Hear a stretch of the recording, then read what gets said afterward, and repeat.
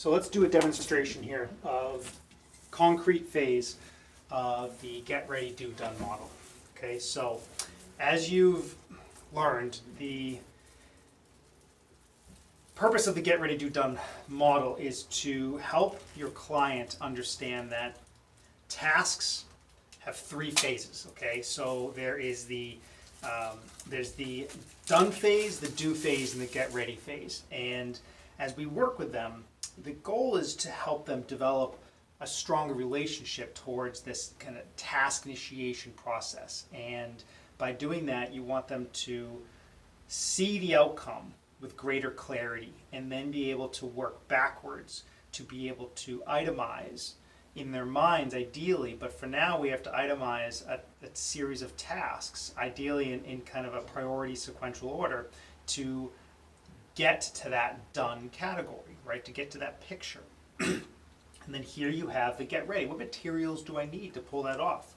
So some of the simple ones that we start with are kind of fun, and I love this one. This one's kind of a good one to start with. So the concrete phase, where you really just play with different pictures and images, and on my computer I have a series of other pictures that I found online that are engaging. So you want to pick like a grilled cheese sandwich, you want to pick like maybe a peanut butter and jelly sandwich, or an ice cream sundae, and then you want to start playing with this notion that there is that this was a task completed. Or you can even say, what category does this go into? Does this picture go into the get ready? Does it go into the do, or does it get ready to done? And for this one's a pretty obvious one. This goes into kind of the done category. It was someone making a sundae. So okay, what were the steps? So they see how you do. How do they do making the series of steps to accomplish this task? So this is so you go through this process a number of times as you help them develop, again, this idea that every task has three phases. There's the done phase, the do phase, and the get ready phase. And then you build your plan backwards, and then you work your plan forward, and you help them understand that. And this will start to translate into more complex aspects of life, where you start to then put in front of them a planner, right? So you have their planner that they pull out most sessions, and in their time with you, they pull out their planner and they look at the past week, right?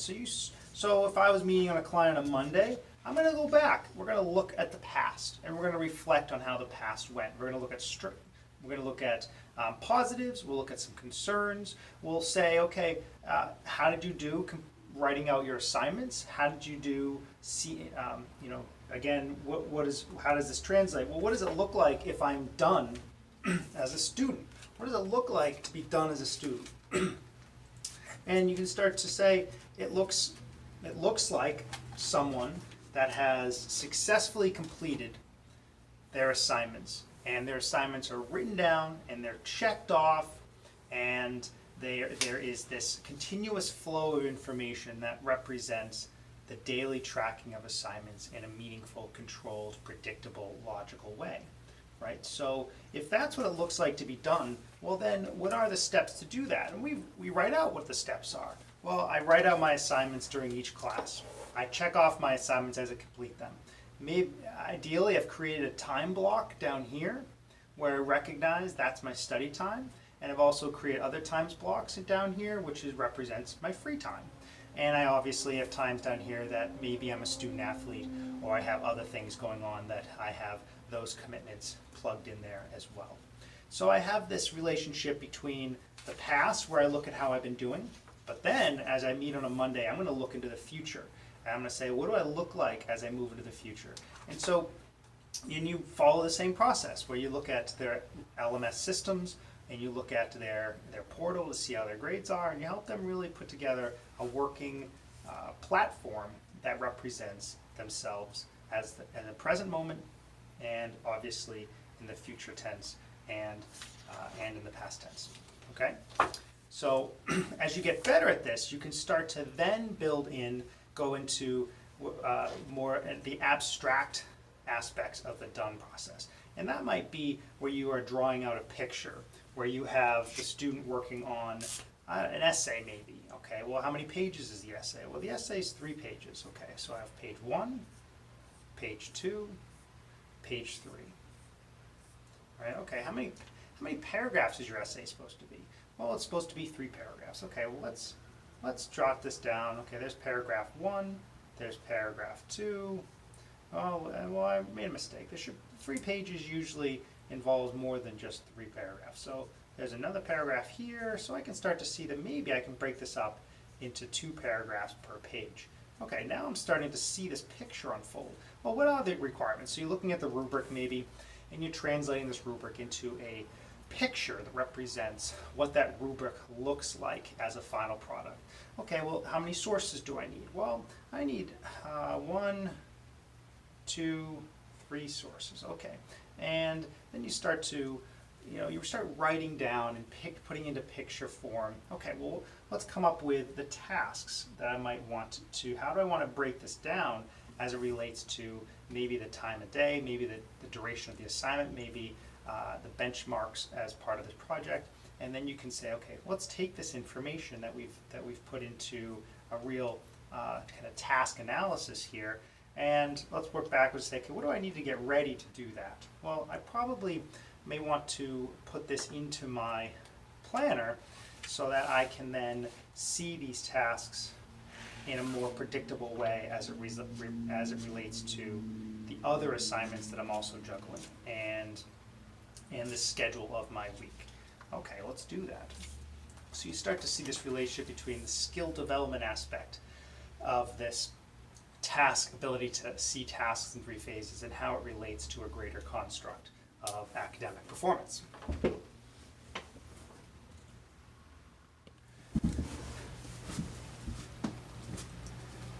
Okay, so this is really all about task management, task analyzing, task planning, and task completion. So as you've worked on this get ready, do, done process of thinking through tasks in 3 phases, there is the relationship between academic planners and task analysis, task completion, task management, right? So there are a couple of planners that we will pull out.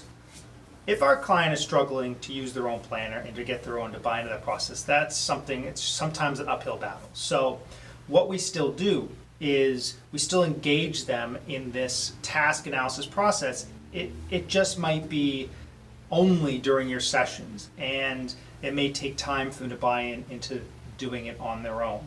But as you can see, here's one type, and this is developed by Sarah Ward, Kristen Jacobson at Cognitive Connections. And what you can see is this is for younger kids. So if you have elementary school kids, you'll pull out something like this, and you'll show them how to plan out their homework assignment for that night. And ideally, you can train the parents on how to do this at home as well. And you can give them copies of this. We have copies available in the office, and you can give them 5 to 10 copies so that they can track the next week and bring those copies into you for comments, concerns, reflections. Okay, so that is for younger kids. It's great. So this is one of the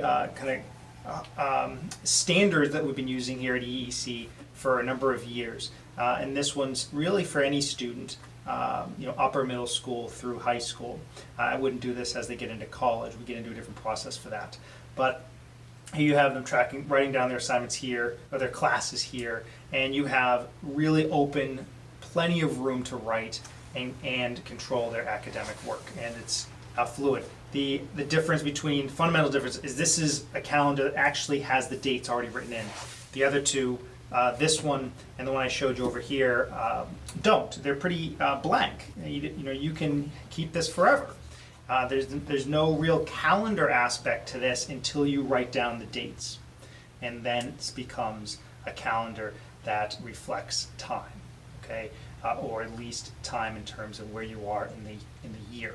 And then you have just the daily flow of a day that reflects what do I have going on from the morning to the evening, what's my schedule look like. So this allows you to balance a couple of worlds. We have the life skills aspect of managing life here, where you have the academic coaching aspect of managing my academic life, right? And then I have this other part of me that's managing commitments as well, and regulating distractions. When is my free time? What do I want to do when I chill out?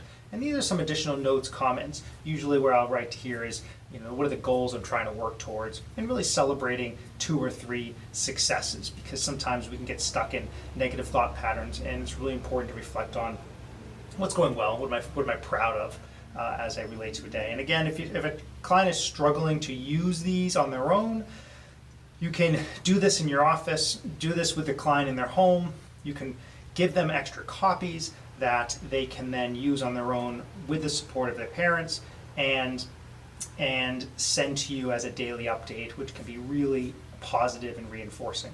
Okay, so these are a couple of samples that you can roll up your sleeve with. And there's an electronic version. It's called My Homework app. It's the only one that I promote. It's really robust. You have to build it out.